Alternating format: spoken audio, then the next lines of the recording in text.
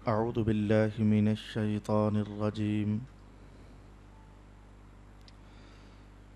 بسم الله الرحمن الرحيم. قال رب فأنظرني إلى يوم يبعثون. قال فإنك من المنظرين إلى يوم الوقت المعلوم. قال رب بما أغويتني لأزينن لهم في الأرض ولأغوينهم أجمعين إلا عبادك منهم المخلصين. قال هذا صراط علي مستقيم إن عبادي ليس لك عليهم سلطان إلا من اتبعك من الغاوين. صدق الله مولانا العظيم. الصلاة والسلام عليك يا سيدي يا رسول الله. الصلاة والسلام عليك يا سيدي يا حبيب الله.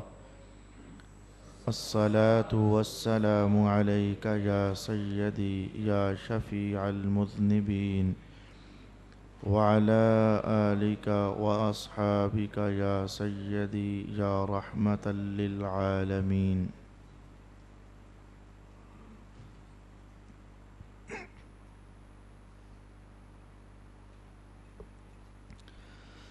شیطان نے کہا اے میرے رب تو مجھے یوم حشر تک کی مہلت دے. فرمایا بے شک تو ان میں سے ہے جن کو مہلت دی گئی ہے معین وقت کے دن تک. اس نے کہا اے میرے رب چونکہ تو نے مجھے گم راہ کر دیا ہے تو میں ضرور ان کے لیے برے کاموں کو زمین میں خوش نما بنا دوں گا اور میں ضرور ان سب کو گمراہ کر دوں گا سوا ان میں سے تیرے ان بندوں کے جو اصحاب اخلاص ہیں. فرمایا مجھ تک پہنچنے کا یہی سیدھا راستہ ہے. بے شک میرے بندوں پر تیرا کوئی تسلط نہیں ہے سوائے ان گمراہوں کے جو تیری پیروی کریں گے. صدق اللہ مولانا العظیم. برادران دین و ملت، تلاوت کردہ پہلی آیت جس میں شیطان نے اللہ رب العالمین سے مہلت مانگنے کی دعا کی. اللہ رب العالمین نے شیطان نے جتنا کچھ مانگا تھا اس میں سے آدھا عطا فرما دیا اور آدھا عطا نہ فرمایا. اس نے دو باتیں کہی تھیں. ایک اس نے کہا کہ مجھے مہلت دے دے اے اللہ، انظرنی، مجھے مہلت دے دے. اور دوسری اس نے لمٹ بیان کی کہ مہلت مجھے کب تک چاہیے. کہنے لگا قیامت کے دن تک، الی یوم یبعثون، قیامت کے دن تک. اس کی اس دعا کے بعد اللہ رب العالمین نے فرمایا انک من المنظرین، تیری دعا کا پہلا حصہ قبول ہے، تجھے مہلت ہے، لیکن جو تو نے یہ کہا کہ قیامت کے دن تک، یہ قابل قبول نہیں ہے. شیطان آپ جانتے ہو کہ اسے یہ کہنا کہ بڑا چالاک تھا یہ تو بہت کم ہے. اسے یہ کہنا بھی کیا فائدہ کہ یہ تو بڑا شیطان ہے ہی شیطان. چالاکی اس کی یہ تھی کہ اللہ کا فیصلہ ہے کہ قیامت والے دن کے بعد کسی کو موت نہیں آئے گی. قیامت سے پہلے پہلے جو مر گئے سو مر گئے، مرنے کے بعد دوبارہ زندہ کر دیے گئے. قیامت کے دن جو موت خود ہے، حدیث پاک میں آتا ہے کہ موت کو خود ذبح کر دیا جائے گا اور موت پر موت طاری ہو جائے گی، یعنی پھر موت نہیں رہے گی. یہ حدیث پاک کے الفاظ. تو وہ چاہتا تھا کہ میں اللہ سے مہلت مانگ لوں قیامت کے دن تک، قیامت سے پہلے مروں گا نہیں، جب قیامت قائم ہوگی تو پھر بعد میں بھی مروں گا نہیں. تو دوزخ میں تو جاتے ہیں مرنے کے بعد، میں مروں گا ہی نہیں تو دوزخ میں نہیں جاؤں گا. دوزخ میں جانے کا نظام موت کے بعد ہے، جنت میں جانے کا نظام بھی موت کے بعد ہے. موت سے پہلے نہ کسی کے لیے جنت میں داخل ہونے والی بات اور نہ کسی کے لیے دوزخ میں داخل ہونے والی بات۔ تو اللہ رب العالمین جانتا تھا اب اللہ کے ساتھ کیا کوئی عیاری کر پائے گا، اب اللہ کے ساتھ کیا کوئی ہوشیاری کر پائے گا۔ اس نے کہا اے اللہ مہلت دے، فرمایا لے لے۔ کہا قیامت تک، فرمایا نہیں۔ کہاں تک پھر مہلت ملی؟ فرمایا الی یوم الوقت المعلوم، ایک وقت معلوم ہے اس دن تک دیتا ہوں، قیامت کے دن تک نہیں، ایک وقت متعین ہے تب تک میں تجھے مہلت دیتا ہوں۔ میں تھوڑی دیر کے بعد بتاؤں گا کہ وہ وقت متعین ائمہ تفسیر نے اس کے بارے میں کیا رائے قائم فرمائی۔ یہاں سے پہلا سبق میں کیا یہ کہنا چاہوں گا کہ اللہ رب العالمین تو شیطان کی دعا بھی قبول کر لیتا ہے۔ جی میں کہوں گا ضرور، لیکن یوں نہیں کہوں گا، میں یوں کہوں گا جیسے حضرت شیخ سعدی شیرازی رحمۃ اللہ علیہ نے ارشاد فرمایا۔ ان کا شعر سماعت کر لیجئے فارسی زبان کا۔ فرمانے لگے دوستاں را کجا کنی محروم تو کے با دشمنہ نظرداری۔ اے اللہ جب تو دشمنوں کو بھی چاہے تو نواز دیتا ہے تو پھر دوستوں کو کیسے محروم کرے گا؟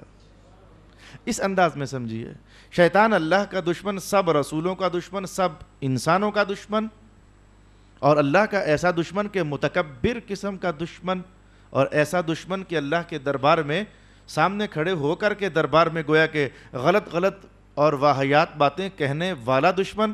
اللہ رب العالمین نے اس کی دعا بھی قبول فرمائی، جس میں ہمیں یہ سبق ہے کہ اگر میں دشمنوں کی دعا بھی قبول کر لیتا ہوں تو تم تو میرے محمد کے غلام ہو صلی اللہ علیہ وسلم، تمہاری دعائیں قبول کیوں نہیں کروں گا۔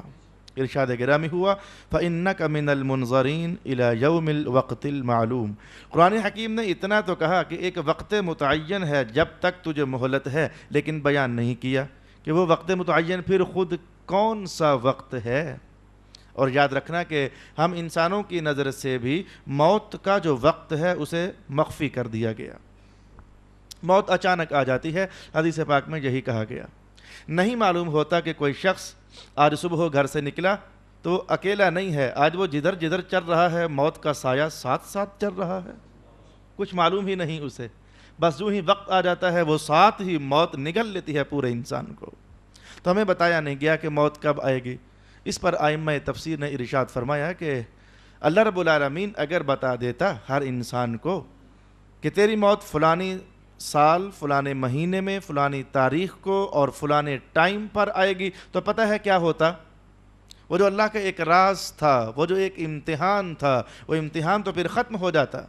ہوتا اب یوں کہ جس صاحب کو پتہ چل جاتا، مثلاً مجھے اگر پتہ چل جاتا کہ میں اب سے ٹھیک 8 دن کے بعد فوت ہو جاؤں گا، اب میں 34ویں سال میں ہوں، تو 34ویں سال کے 7ویں مہینے کی 8 تاریخ کو میں فوت ہو جاؤں گا، تو پتہ ہے کیا ہوتا؟ میں 34 سال خوب گناہ کرتا، جی بھر کر گناہ کرتا، اگلے 6 مہینے بھی خوب گناہ کرتا۔ کل جب میری موت آنی ہوتی تو آج رات کو میں کہہ دیتا اے اللہ میری توبہ مجھے معاف فرما دے۔ پھر تو انسان عیاش ہو جاتے، بدماش ہو جاتے اور گناہوں میں بہت آگے نکل جاتے۔ تو اللہ رب العالمین نے موت کا وقت مخفی کر دیا۔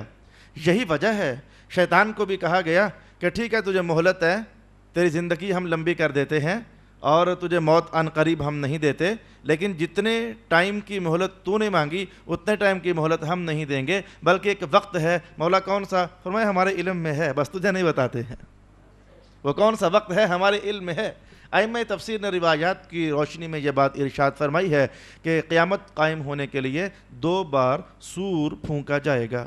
یہ سور، یہ لفظ مسلمانوں کے ہاں سنا جاتا ہے۔ سور پھونکا جائے گا قیامت والے دن، قیامت سے پہلے جو پہلا سور پھونکا جائے گا اس سے غرض یہ ہوگی کہ جتنے بھی روئے زمین پر زندہ ہیں ان سب پر موت طاری کر دی جائے۔ پہلا سور اس مقصد کے لیے ہوگا جس کی طرف رسول پاک صلی اللہ علیہ وآلہ وسلم نے اشارہ فرمایا کہ کوئی شخص اپنی دیوار کو لیپ رہا ہوگا، کوئی شخص کھانا کھا رہا ہوگا، کوئی شخص ابھی چیز خرید یا فروخت کر رہا ہوگا، تو اچانک ایک آواز پیدا ہو جائے گی۔ پہلے تو وہ بڑی باریک ہوگی، پھر وہ موٹی ہوتی چلی جائے گی اور لوگ محسوس نہیں کر پائیں گے یہ کیا ہو رہا ہے۔ پھر وہ ایک دم سے اتنی گرجدار ہو جائے گی کہ جو شخص سنتا چلا جائے گا وہ شخص موت کے دائروں میں تحلیل ہوتا چلا جائے گا۔ تو رسول اکرم صلی اللہ علیہ وسلم نے یہ قیامت کے لیے جو پہلا سور پھونکا جانا ہے، اسے ہمارے مذہب کی زبان میں یا حدیث پاک کی زبان میں کہا جاتا ہے نفخہ اولا، یعنی پہلی بار ہوا مارنا، پہلی بار پھونک مارنا، یہ اسے نفخہ اولا کہا جاتا ہے۔ پھر 40 سال تک سب مرے رہیں گے، سب مرے رہیں گے، اور 40 سال کے بعد پھر اللہ رب العالمین حکم ارشاد فرمائے گا تو دوبارہ سے آج سور پھونک دیا جائے گا۔ تو جتنے مرے ہوئے تھے ابھی 40 سال پہلے یا پھر صدیوں پہلے جتنے بھی مرے ہوئے تھے وہ سب کے سب کھڑے ہو جائیں گے، حتیٰ کہ قبروں کے اندر سے بھی لوگ باہر نکل آئیں گے۔ اس کا نام ہے قیامت قائم ہو گئی۔ یہ دو باتیں جاننے کے بعد اللہ رب العالمین نے فرمایا کہ تجھے مہلت ہے۔ ائمہ تفسیر نے کہا کہ وہ مہلت دینے کے باوجود وقت نہ بتایا، اور روایات اور احادیث یہ بتاتی ہیں کہ جب اول بار سور پھونکا جائے گا تو اس وقت کے لگ بھگ کہیں شیطان پر موت طاری ہو جائے گی۔ 40 سال تک پھر یہ بھی مرا رہے گا، اور اس کے بعد پھر اگلا نظام جاری ہو جائے گا۔ یہ آج کی گفتگو کے اندر میں نے دوسری بات کہنا چاہی۔ آج میرے پاس کچھ دلچسپ حوالہ جات بھی ہیں جو میں آپ کی خدمت میں ضرور عرض کرنا چاہوں گا، اور میری اس دلچسپ گفتگو کا مرجع ہوگا حضرت علامہ محمد اسماعیل حقی رحمۃ اللہ تعالی علیہ۔ آپ کی تفسیر روح البیان اس وقت میرے ہاتھ میں ہے۔ آپ نے ارشاد فرمایا کہ اللہ کی بھی کیا شان ہے۔ یہ بات ہمارے مذہب میں آج بھی موجود ہے، اور ہم سیکھتے ہیں۔ حدیث پاک میں صاف صاف آتا ہے کیا؟ رسول اکرم علیہ السلام نے فرمایا کہ اگر کافر شخص کوئی نیک کام کرتا ہے، کافر سے نیک کام کیا ہوگا؟ نماز تو وہ پڑھتا نہیں، روزے تو وہ ہم مسلمانوں والے رکھتا نہیں، زکوٰۃ تو وہ دیتا نہیں، حج تو وہ کرتا نہیں، کافر سے کیا نیک کام ہو سکتا ہے؟ یہ خدمت خلق کے حوالے سے ہو سکتا ہے، کسی کی خدمت کر دینا، کسی کو مصیبت سے نجات دلا دینا، اگر ہو جائے تو رسول اللہ علیہ السلام نے فرمایا کہ کافر شخص جب کوئی نیک کام کرتا ہے تو اللہ رب العالمین اسے ایک بار جزا عطا فرماتا ہے، اور وہ جزا اس کی دنیا ہی میں ہوتی ہے، اور خوشحالی کی صورت میں اسے وہ جزا دے دی جاتی ہے۔ لیکن بندہ مومن کی شان یہ ہے کہ جب وہ کوئی نیک کام کرتا ہے اللہ اسے 2 بار جزا عطا فرماتا ہے۔ ایک بار اسے جزا دنیا میں میسر ہوتی ہے، اور ایک بار اسے جزا آخرت میں میسر ہوتی ہے۔ اس حدیث پاک سے جو جملہ میں نے نکالنا چاہا، کافر بھی اچھا کام کرے تو اللہ اسے بھی جزا دیتا ہے۔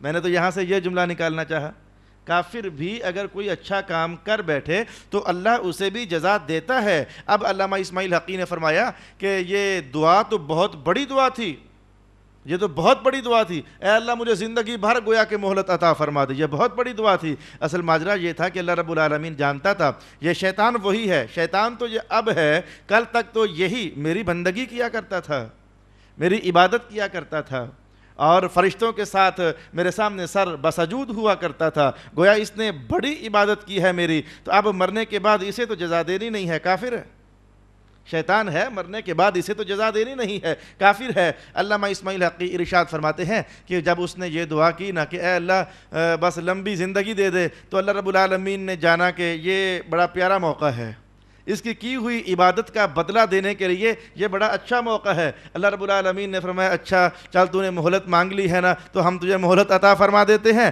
تاکہ جو تو نے عبادت کی سی اس کا بدلہ اب ہم تمہیں ادھر ہی عطا فرما رہے ہیں۔ یہ گفتگو کی میری دوسری جہت ہوئی جو میں نے آپ کی خدمت میں بیان کرنا چاہی، اور اسی آیت پر گفتگو کی جہت نمبر 3 جو ہے وہ بھی علامہ اسماعیل حقی نے بیان فرمائی، اور یہ وہ بات ہے جو اس سے پہلے میں آپ کی خدمت میں 5-6 سال پہلے اپنے استاد گرامی حضرت علامہ سید ریاض حسین شاہ صاحب دامت برکاتہم القدسیہ کے حوالے سے میں عرض کر چکا ہوں۔ علامہ اسماعیل حقی ارشاد فرماتے ہیں کہ یہ بھی عجب تماشا ہے کہ جتنے بھی نبی تھے، یہ 8ویں سپارے کا میں ترجمہ کہنے لگا ہوں، وَلِكُلٍّ نَبِيٍّ، ہم نے ہر نبی کے لیے ایک مجرم بنا دیا اسی قوم میں سے، ہر نبی کے لیے ایک مجرم شخص مقابلے میں ہوتا ہے۔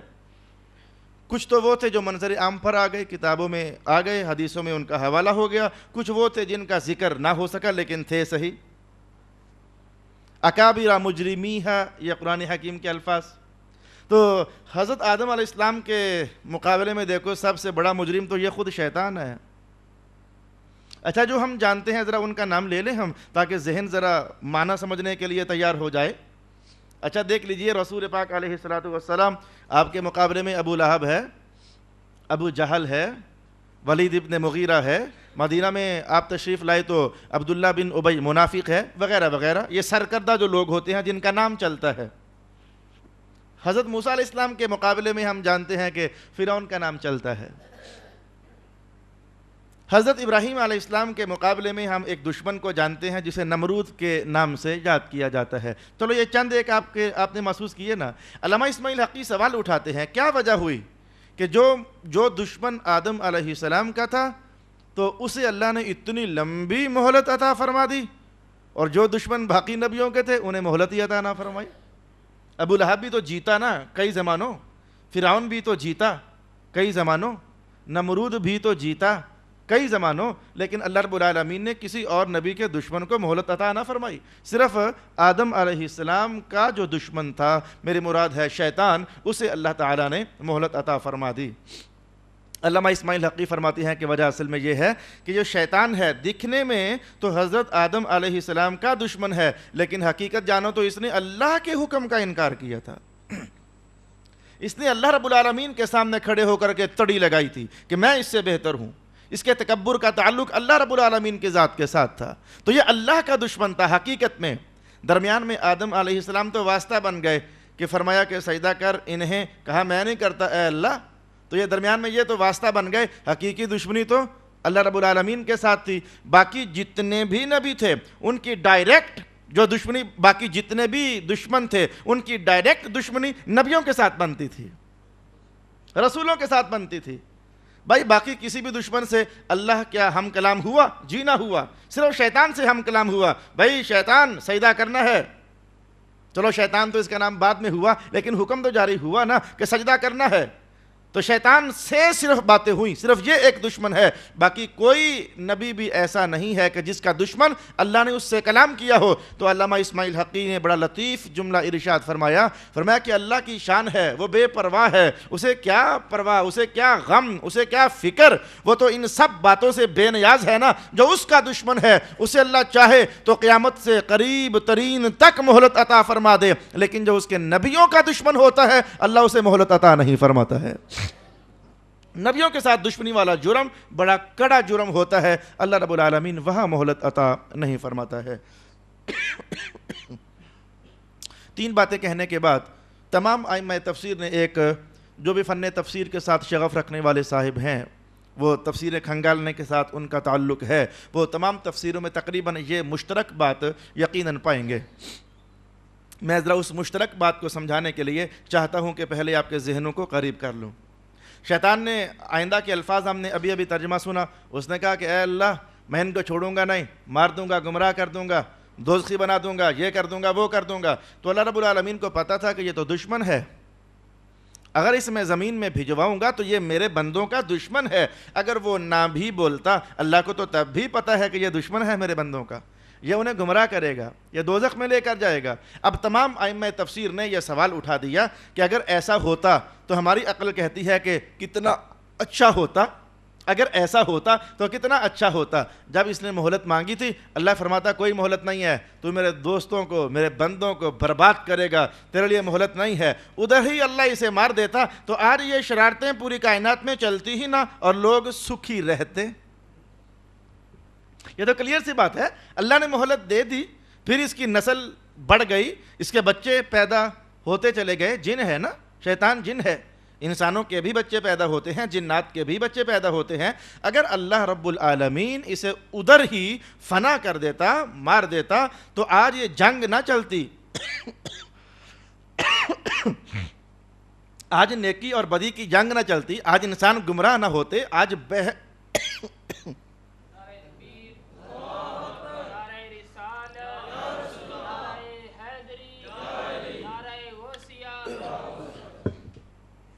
آج انسان بہکتے نہ، کوئی دوزخی نہ بنتا، کوئی بدکتا نہ، کوئی نافرمان نہ ہوتا، کوئی رسول دشمن نہ ہوتا، کوئی خدا دشمن نہ ہوتا. یہ سارے کرتوت اسی کے تو ہیں، یہ سارے رنگ جو میں نے برائیوں کی دنیا میں گنے یہ اسی کے تو چڑھائے ہوئے ہیں. تو کہا کہ اے اللہ تو اسے پیدا ہی نہ کرتا، اگر پیدا کر دیا تو پھر اسے مہلت ہی نہ دیتا، اسے مار دیتا. میرے دوست یاد رکھنا کہ ہم انسان ہیں، ہماری سوچ کے دائرے تنگ ہیں، محدود ہیں. اللہ رب العالمین جو کرتا ہے اس کی ہزاروں حکمتیں اس کے فعل کے اندر پوشیدہ ہوتی ہیں. اللہ کی ہزاروں حکمتیں اس کے فعل کے اندر پوشیدہ ہوتی ہیں. وہ جو کرتا ہے وہ تمام تر دانائیوں کے ساتھ کرتا ہے.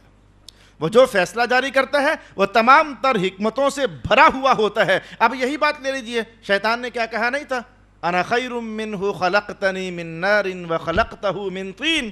شیطان اللہ کے سامنے کھڑا ہو کر کے، بھئی یہ اللہ کے سامنے معنی یہ ہوتا ہے کہ اللہ کے دربار میں، باقی اللہ کا آمنا سامنا یہ علم العقائد کی بات ہے کہ یہ ممکن نہیں ہے. اللہ کے دربار میں کھڑا ہو کر کہہ رہا ہے کہ میں افضل ہوں، میں آدم سے افضل ہوں. تو نے مجھے آگ سے بنایا، آدم کو مٹی سے بنایا، تو مٹی دبنے والی ہے، بچھنے والی ہے، نیچے رہنے والی ہے، اور میں آگ سے بنایا گیا، اور آگ میں بلندی ہے، آگ میں علو ہے، آگ میں اوپر جانا ہے، تو میں افضل ہوا نا.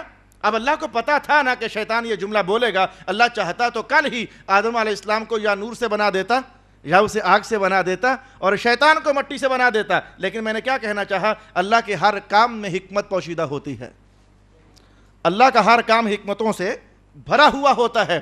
ائمہ تفسیر نے ارشاد کرا کہ اللہ جانتا تھا کہ شیطان یہ بولے گا، لیکن پھر بھی اللہ رب العالمین نے آدم علیہ السلام کو آگ سے پیدا نہ فرمایا، انہیں مٹی سے پیدا فرمایا. اب بہت ساری حکمتیں ائمہ تفسیر نے اس پر نقل فرما دیں کہ کیوں آخر اللہ نے یہ طعنہ شیطان کا ہونے کے باوجود آدم علیہ السلام کے لیے مٹی کو منتخب فرمایا. ائمہ تفسیر نے بہت ساری وجوہات نقل فرمائیں. ان میں سے ایک بات یہ تھی کہ یہ جو آگ ہے، شیطان کو ہم نے بنایا آگ سے، آگ فوراً تلف کر دیتی ہے، ضائع کر دیتی ہے، جلا دیتی ہے اور بھسم کر دیتی ہے. لیکن مٹی کی شان یہ ہے کہ یہ ایک دم سے کسی کو برباد نہیں کرتی ہے. مٹی کی دوسری خاصیت یہ ہے، اس میں تم ایک دانہ ڈالو وہ ایک نہیں رہتا، ہزاروں بن جاتے ہیں. لیکن آگ میں تو یہ خاصیت نہیں ہے. مٹی میں یہ خاصیت ہے کہ آگ خود مٹی کی محتاج. یہ جملہ آپ کو سمجھنا ہوگا. مٹی میں خود یہ تاثیر ہے کہ آگ مٹی کی محتاج. بھئی دیکھو، آگ بنتی ہے لکڑی سے، لکڑی آتی ہے زمین سے. آگ بنتی ہے پیٹرول سے، پیٹرول آتا ہے زمین سے. آگ بنتی ہے گیس سے، گیس آتی ہے زمین سے. چلو مان لیا کہ آگ بنتی ہے کاغذ سے اور گتے سے، گتا اور کاغذ آتا ہے زمین سے. تو اللہ رب العالمین جانتا ہے کہ جو آگ ہے آدم کو اس سے نہیں بنانا ہے، یہ آگ تو محتاج ہے. آدم کو وہاں سے بنائیں گے جس کی طرف آگ بھی محتاج بن کر کے پہنچ جاتی ہے. اب بہت ساری باتیں آپ نے ارشاد فرمائیں. آگ وہ ہے جو لباس کو جلا دیتی ہے، مٹی وہ ہے جو لباس بناتی ہے. اس مٹی میں اللہ رب العالمین نے تمام کائنات کی مخلوقات سوائے فرشتوں کے، اس مٹی میں اللہ رب العالمین نے تمام مخلوقات کی زندگی چھپا دی، یعنی ان کا رزق چھپا دیا. جو بھی رزق لے رہا ہے اسی مٹی ہی سے لے رہا ہے. آگ میں کسی شے کا بھی رزق نہیں ہے. یہ میں نے 3 4 5 جملے اس لیے آپ کی خدمت میں عرض کیے کہ جاننا چاہیے کہ اللہ تعالیٰ کے ہر کام میں حکمت ہوتی ہے. وہ جو کرتا ہے بہتر کرتا ہے. سوال کرنے والوں نے کیا کہ جی اللہ چاہتا تو شیطان کو مار دیتا، مہلت نہ دیتا، تاکہ آج فسادات نہ ہوتے، آج گناہ نہ ہوتے، آج شرارتیں نہ ہوتی. لیکن قرآن حکیم نے خود اس بات کو یوں ارشاد فرمایا کہ اگر ہم چاہتے تو سارے لوگوں کو مسلمان بنا دیتے، لیکن ہم نے ایسا نہ کیا. ہم نے اچھائی کا راستہ بھی دیا، برائی کا راستہ بھی دیا، اس کے بعد انسان کو عقل عطا فرمائی. آپ جانتے ہیں کہ انسانی عقل کیا فیصلہ کرتی ہے؟ انسان ہمیشہ اس چیز کو حاصل کرنے کی کوشش کرتا ہے جس چیز کی طرف اس کی رغبت ہوتی ہے. میرا جملہ سنبھالنا. انسان ہمیشہ اسی چیز کو حاصل کرنے کی کوشش کرتا ہے جس کی طرف اس کی رغبت ہوتی ہے. چاہو تو اپنی زندگی میں ہزاروں مثالیں آپ اس کی دیکھ سکتے ہو. جب تک رغبت پیدا نہیں ہوگی اس وقت تک آپ وہ شے حاصل نہیں کرو گے. تو اللہ رب العالمین نے چاہا کہ ہم ان لوگوں کو جنت دیں جو ہماری طرف رغبت بھی تو کریں. شیطان برائی کا راستہ بتائے گا، ہم نبی بھی جو آئیں گے جو اچھائی کا راستہ بتائیں گے. شیطان دوزخ کا راستہ دکھائے گا، ہم اولیاء کرام بھیجیں گے، کتابیں بھیجیں گے جو جنت کا راستہ بتائیں گی. اس کے بعد انسان کے سامنے دونوں راستے کھل جائیں گے. ہم اسے عقل دیں گے اور عقل فیصلہ کرے گی. اب بتا اے عقل, تجھے رغبت اپنے رب کی ہے یا رغبت شیطان کی ہے؟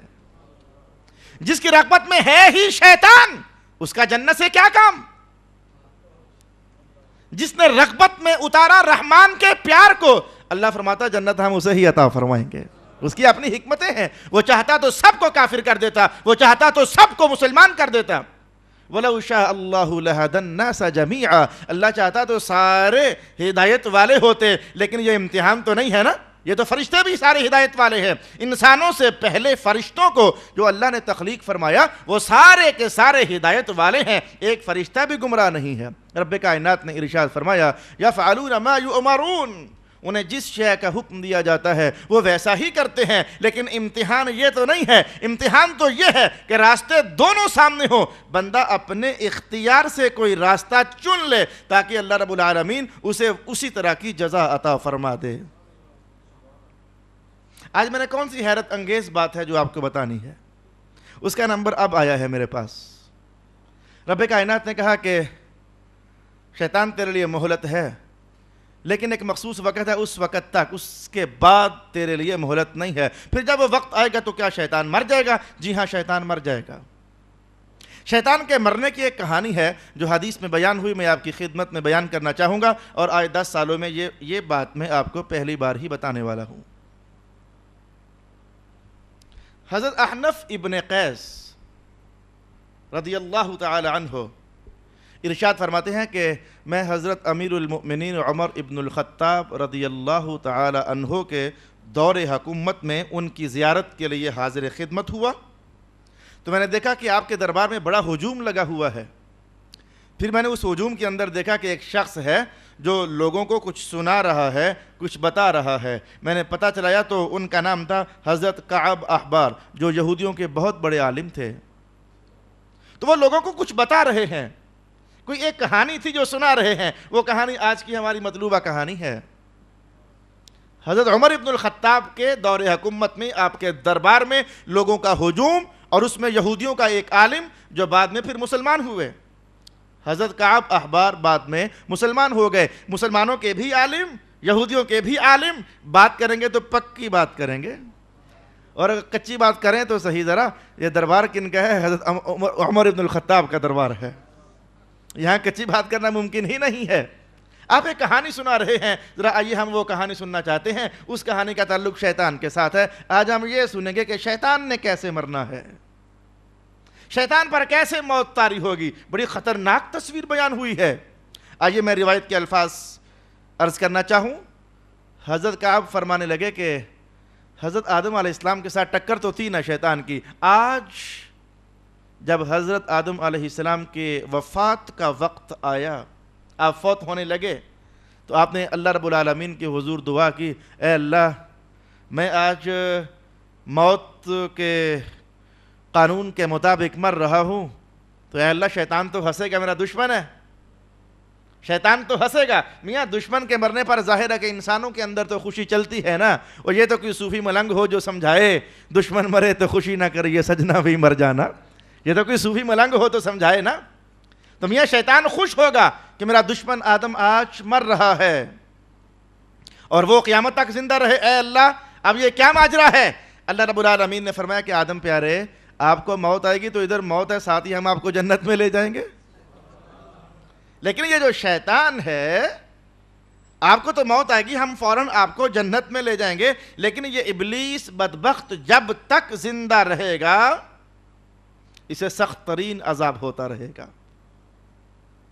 یہ پہلوں کی موتیں بھی دیکھے گا اور بعد والوں کی موتیں بھی دیکھے گا. آدم علیہ السلام نے کہا, اے اللہ میں چاہتا ہوں کہ مجھے اس کے مرنے کی تھوڑی سی تصویر تو دکھا دے, جب یہ مرے گا تو کیسا لگے گا. اے رب العالمین شیطان کے مرنے کی مجھے تھوڑی سی تصویر بتا دے, نمونہ بتا دے, یہ کیسے مرے گا. اللہ رب العالمین نے حضرت اسرائیل علیہ السلام کو حکم جاری فرمایا کہ میرے پیارے آدم نے خواہش کی ہے, شیطان کے مرنے کی تصویر دیکھنا چاہتے ہیں تو ذرا بتا دیجئے انہیں. حضرت اسرائیل علیہ السلام نے وہ تصویر کا کچھ حصہ بیان فرما دیا. آدم علیہ السلام کو معلوم ہو گیا. حضرت آدم علیہ السلام کے ارد گرد جو لوگ اس وقت بیٹھے ہوئے تھے وہ دیکھ رہے تھے کہ آدم دنیا سے جا رہے ہیں، تو وہ کہنے لگے آدم اللہ کے نبی تھوڑا سا ہمیں بھی بتا دیجئے۔ کہا نہیں میں تمہیں نہیں بتا سکتا، بڑا خطرناک عنوان ہے، کہا مہربانی کریں تھوڑا سا بتا دیں، ہم بھی تو دیکھیں ہمارا دشمن کیسے مرے گا۔ آدم علیہ السلام نے پھر انکار کیا۔ ارد گرد حلقہ بنانے والوں نے کہا مہربانی فرمائیں تو تھوڑا سا بتا دیں۔ آدم علیہ السلام نے کہا اچھا میں تمہیں بتاتا ہوں، جو کچھ مجھے دکھایا گیا ہے اور جو کچھ مجھے بتایا گیا ہے کہ شیطان کیسے مرے گا، تو میں یہ تھوڑا سا نمونہ ہے جو میں آپ کو بتا دیتا ہوں۔ آدم علیہ السلام کہنے لگے کہ اللہ رب العالمین جب پہلی بار سور پھونکا جائے گا تو اس وقت شیطان مرے گا۔ یہ ہے وہ روایت جو میں نے کہا کہ ائمہ تفسیر نے کہا کہ شیطان کو آخر کب مرنا ہے؟ پہلی بار سور پھونکے جانے کے لگ بھگ جو زمانہ ہوگا، وقت کی گھڑی کا تعین پھر بھی نہیں ہے۔ پہلی بار جب سور پھونکا جائے گا تو اس وقت شیطان کو موت آئے گی، لیکن موت آئے گی کیسے؟ فرمایا کہ اللہ رب العالمین حضرت اسرائیل علیہ السلام کو فرمائیں گے اے اسرائیل ہم نے تجھے آج 14 طبقوں کی طاقت عطا فرمائی۔ آج ہم نے تجھے 14 طبقوں کی طاقت عطا فرمائی۔ یہ لفظ آپ نے پہلے بھی سنا ہوا ہے۔ یہ 14 طبق ہوتے کیا ہیں؟ 7 آسمان 7 زمینیں، کل ہو گئے 14، تو 7 آسمان اور 7 زمینوں کو 14 طبق کہا جاتا ہے۔ فرمایا ہم نے تجھے آج 14 طبقوں کی طاقت عطا فرمائی ہے اور اپنے تمام غضب اور غیظ کا لباس تجھے عطا فرما دیا ہے۔ جو ہم نے غیظ اور غضب کرنا ہے اسے لباس بنا کر آج اے اسرائیل تجھے دے دیا ہے۔ تم میرے غیظ اور غضب کو لے جاؤ اور دوزخ میں جاؤ۔ دوزخ میں جو کڑیل ترین فرشتے ہیں، سخت ترین فرشتے، یعنی ہیں سخت ترین فرشتے ہیں جن کی شان حدیث پاک میں آئی ہے، انہیں کسی پر ترس ہی نہیں آتا۔ ترس والا حصہ ان کے وجود سے نکال لیا گیا ہے۔ مسلسل ماریں گے، انسان چیخ رہے ہیں، تڑپ رہے ہیں، لیکن انہیں پرواہ ہی نہیں ہے کہ کوئی چیخ رہا ہے، کوئی رو رہا ہے، کوئی تڑپ رہا ہے۔ ان کی ڈیوٹی جو اس بات پر ہے مسلسل ماریں گے تو مارتے ہی چلے جائیں گے۔ حالانکہ ہم انسان ہیں نا، ہم بھی کسی کو چھڑی لے کر ڈنڈا لے کر ماریں تو زور زور سے مار کر 15-20 ڈنڈوں کے بعد تھوڑا سا ترس تو ہمیں بھی آ جاتا ہے کہ بندہ مر رہا ہے، رو رہا ہے، لیکن جو دوزخ کے جو فرشتے ہیں انہیں کسی پر ترس نہیں آتا ہے۔ تو فرمایا 70,000 جو سخت ترین فرشتے ہیں انہیں بھی ساتھ لے جائیے، اور آج ان 70,000 فرشتوں کو سر سے لے کر پاؤں تک غضب دے دیا جائے گا۔ یہ تیاری ہو رہی ہے شیطان کو موت دینے کی۔ فرمایا 70,000 کے 70,000 فرشتوں کو آرڈر جاری کر دیا جائے کہ جہنم سے بیڑیاں ساتھ لے کر جائیں اور جہنم کے طوق ساتھ لے کر جائیں۔ آج شیطان کی موت کا دن ہے۔ اسرائیل علیہ السلام اللہ کے تمام غضب کا لباس پہن کر 14 طبقوں کی طاقت لے کر 70,000 دوزخ کے خطرناک فرشتے، اور ہر فرشتے کے پاس دوزخ کی بیڑیاں اور طوق لے کر شیطان کے پاس چلے جاتے ہیں۔ اب اللہ کا اگلا حکم یہ ہے، تھوڑی دیر کے لیے تصویر بنانا ذہن میں، تھوڑی دیر کے لیے تصویر بنانا ذہن میں۔ ایک بندہ ہو، وہ 40-50 بندوں کے گھیرے میں آ جائے، اور وہ 40-50 بندے ہاتھوں میں ڈنڈے، لٹھ، خنجر، تلواریں لے کر غصے سے کھڑے ہوں، اور وہ درمیان میں پھنسا ہوا ایک آدمی، وہ جدھر بھی بھاگنا چاہے گا موت تو ادھر ہی ہے نا، آج وہ بھاگ تو نہیں سکتا ہے نا، اور وہ ایک دم سے اسے مارنے لگ جائیں، تلوار والا تلوار مارے، ڈنڈے والا ڈنڈے مارے، کوڑے والا کوڑا مارے، جس کے ہاتھ میں جو ہے وہ چاروں طرف سے برسات کر دیں۔ یہ تصویر تھوڑی سی ذہن میں لائی، وہ کیسے بچتا، دبتا، بھاگتا، لفتا، دوہرا ہوتا، درد سے کرہتا ہوگا۔ تو اللہ رب العالمین نے فرمایا کہ جہنم کے 70,000 چابک مار مار کر، یعنی شیطان کو جہاں لو اسے پکڑو، اور پکڑ کر کے سارے شروع ہو جاؤ، اور سارے کے سارے دوزخ سے لائے ہوئے چابک اور کوڑے سے مارنا شروع کر دو۔ اللہ اکبر، دوزخ کا دروازہ کھل گیا، 70,000 فرشتوں کی فوج ساتھ چل پڑی۔ آدم علیہ السلام فرماتے ہیں کہ ان میں سے ہر فرشتہ کی شکل اتنی ڈراؤنی ہے کہ اگر تم صرف دیکھ لو تو دیکھتے ہی مر جاؤ۔ ہر فرشتہ کی شکل اتنی ڈراؤنی ہے۔ فرمایا یہ حکم سنتے ہی حضرت اسرائیل علیہ السلام غضب میں آ جائیں گے، دوزخ کے فرشتوں کو ساتھ لیں گے، بیڑیاں ہیں، طوق ہیں اور دوزخ کے چابک ہیں، تو ابلیس کے پاس آئیں گے، ابلیس چل رہا ہوگا، جا رہا ہوگا، آواز ماریں گے، او خبیث رک جا، آج میں تجھے موت دینے کے لیے آیا ہوں۔ شیطان جب ایک دم سے گھوم پا کر دیکھے گا تو بھاگنا چاہے گا، فرمایا کہ وہ مشرق کی طرف بھاگے گا، لیکن جو ہی وہ ادھر کا رخ کرے گا، اسرائیل علیہ السلام آج 14 طبقوں کی طاقت لے کر آئے ہیں، وہ ادھر جائے گا تو اسرائیل ادھر سامنے کھڑے ہوں گے، وہ وہاں سے پلٹ کر مغرب میں بھاگنا چاہے گا، وہ مغرب میں بھاگے گا تو اسرائیل ادھر کھڑے ہوں گے، وہاں سے پلٹ کر وہ شمال و جنوب میں بھاگنا چاہے گا تو اسرائیل علیہ السلام ادھر کھڑے ہوں گے، آخر اسے ایک دریا اور سمندر نظر آئے گا تو وہ چھلانگ مار کر پانی میں اتر جانا چاہے گا، لیکن اسرائیل علیہ السلام ادھر بھی پہنچ جائیں گے، اور آپ جانتے ہو کہ اسرائیل علیہ السلام کے لیے کوئی رکاوٹ نہیں ہے، وہ تو آج بھی وہ سمندروں میں بھی پہنچ جاتے ہیں، وہ قلعوں کے اندر بھی پہنچ جاتے ہیں، فضاؤں میں بھی پہنچ جاتے ہیں، بند گھروں میں بھی پہنچ جاتے ہیں، میں کہوں گا وہ تہخانوں میں اتر جاتے ہیں، اللہ نے طاقت عطا فرمائی ہوئی ہے۔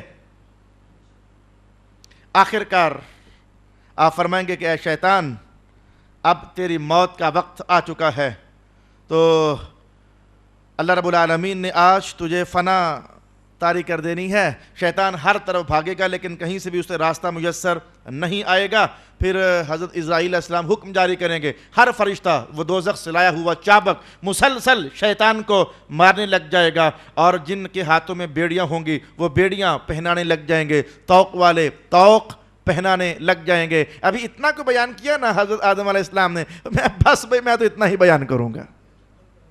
آدم علیہ السلام نے کہانی اس سے آگے چلائی ہی نہ، کعب احبار رضی اللہ تعالی عنہ اس پر رک گئے۔ اس موقع پر اللہ رب العالمین آدم علیہ السلام سے کہے گا، اٹھ آدم دیکھ آج تیرے دشمن پر موت طاری ہو رہی ہے۔ آدم علیہ السلام اٹھیں گے، حضرت حوا علیہ السلام اٹھیں گی، اور وہ دونوں اٹھ کر کے آج شیطان کے مرنے کا نظارہ کریں گے۔ اس موقع پر جو جملہ بولیں گے وہ جملہ یہ ہوگا، ربنا اتممت علینا نعمتک، اے اللہ تیرا شکر ہے آج تو نے ہمارے دشمن کو مار کر اپنی نعمت کو پورا فرما دیا ہے۔ ارشاد گرامی ہوا، قال فإنک من المنظرین، اے شیطان تجھے مہلت ہے لیکن الی یوم الوقت المعلوم، وہ مہلت صرف ایک متعین وقت کے لیے ہے، اس سے آگے تجاوز نہیں کر سکتی ہے۔ قال رب بما اغویتنی لأزینن لهم فی الارض ولأغوینہم اجمعین۔ اگرچہ یہاں پر ایک بحث اپنے مقام پر باقی ہے، اللہ رب العالمین نے یہ نہیں کہا تجھے مہلت ہے، فرمایا تو ان میں سے ہے جن کو مہلت ہے۔ جملہ یہ ہے انک من المنظرین، بھئی دیکھو جملہ ایک یوں ہوتا ہے، چل تجھے مہلت ہے، فرمایا نہیں تو ان میں سے ایک ہے جنہیں مہلت ہے۔ وہ کون ہیں؟ وہ اور کون ہیں جنہیں اللہ رب العالمین نے مہلت عطا فرمائی اور قیامت کے دن تک مہلت عطا فرمائی، ان کی زندگی قیامت کے دن تک چلے گی، یعنی سور پہلی بار پھونکا جائے گا تب تک ان کی زندگی چلے گی۔ وہ کون ہیں؟ ایک حضرت خضر علیہ السلام ہیں، اور کون ہے؟ سارے فرشتے ہیں، جتنے بھی فرشتے ہیں ان پر نفخہ اولا کے وقت جو بھی اس وقت ہوں گے اللہ رب العالمین ان پر موت طاری فرما دے گا۔ میں نے دو ہی جملوں میں جلدی سے کہہ دیا کہ تو ان میں سے ایک ہے جنہیں اللہ رب العالمین نے مہلت عطا فرمائی ہے، انک من المنظرین۔ اتنا کہنے پر شیطان آگے سے بگڑا اور کہنے لگا کہ بما اغویتنی لأزینن لهم فی الارض ولأغوینہم اجمعین۔ یہ ترجمہ تو میں آج کہے دیتا ہوں لیکن میں تفصیل آج بیان نہیں کر پاؤں گا۔ شیطان نے کہا کہ اے اللہ تو نے مجھے گمراہ تو کر دیا، شیطانی دیکھیے اس کی، تو نے مجھے گمراہ تو کر دیا، حالانکہ اللہ نے گمراہ کب کیا؟ اللہ تو فرما رہا تھا سجدہ کر لے، اللہ تو یہ فرما رہا تھا سجدہ کر لے، الزام لگا رہا ہے تو نے مجھے گمراہ کر دیا۔ یہ الزام کی دنیا بڑی خطرناک ہوتی ہے، الزام لگانے کی دنیا بڑی خطرناک ہوتی ہے۔ محسوس کر لیا کہ شیطان نے اللہ پر الزام، تو نے مجھے گمراہ کر دیا، اور کہنے لگا کہ میں پھر زمین میں مزین کر دوں گا۔ یہ مزین کیا کر دوں گا یہ تفصیل دیکھی جانے کے قابل ہے۔ پھر ایک نبی کا شیطان کے ساتھ آپس میں بات چیت ہوئی اور مکالمہ ہوا، اس کے اندر شیطان نے نبی سے پوچھا، نبی نے شیطان سے پوچھا، آپس میں کچھ باتیں ہوئیں کہ تو غالب کیسے آتا ہے؟ اس نے کہا آپ بتاؤ آپ بچتے کیسے ہو، انسان مجھ سے بچتے کیسے ہو؟ نبی نے پوچھا تو غالب کیسے آتا ہے؟ یہ اپنے مقام پر مکالمہ ہے ایک جو حضرت امام جلال الدین سیوطی نے نقل فرمایا ہے۔ یہ دلچسپ کہانی انشاءاللہ العزیز ہم اپنی اگلی نشست میں سیکھنے کا اہتمام کریں گے۔ صدق اللہ مولانا العظیم۔